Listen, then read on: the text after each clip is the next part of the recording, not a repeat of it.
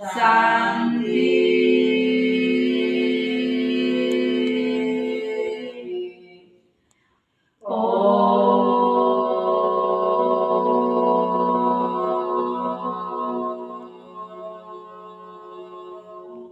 शांति।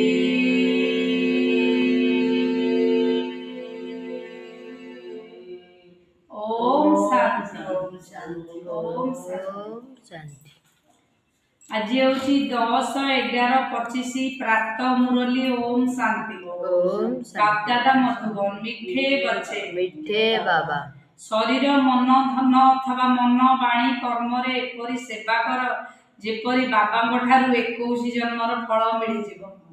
देखुछठी माताजी जो बताइना कहउथिलो किंतु सेवारे केबे भी परस्पर मध्य रे मनांतर हेबा उचित नुहे। परस्पर मध्य रे मनांतर हेबा उचित नुहे।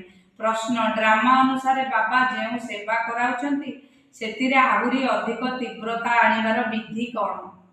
उत्तर परस्पर मध्य रे एक मत रहू केबे कोनोसी खिटपिटी न रहू। जदि खिटपिटी हेबो तेबे सेवा कोन करिवो? सेति पई परस्पर सहित मिसी संगठन करी निष्पत्ति कर परस्पर सहयोगी हो। बाबा तो सहयोगी अटंती किंतु पिला मानकर साहस आधार रे ही बाबांकर सहयोग मिलिଥାଏ। एहार अर्थ को यथार्थ रूपे बुझी विशाल कार्य सहयोगी हुआ। ओम शांति। ओम शांति। मधुर संतान माने आत्मिक पिता ठारू आत्मार शक्ति भरिबा पाई एठाकू आसीथा।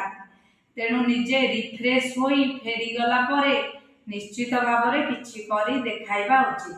तेबे प्रत्येक संतान मानकू सेवार प्रमाण देबाकू हेबो।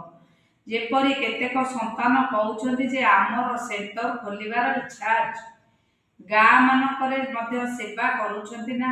तेणु पिला मानकर सर्वदा एही ख्याल रहिबा दरकार जे मन बाणी कर्म तन मन धन द्वारा एपरि सेवा करिबु जेपरि भविष्यत 21 जन्मर प्रारब्ध बाबा ठारू मिलिबो।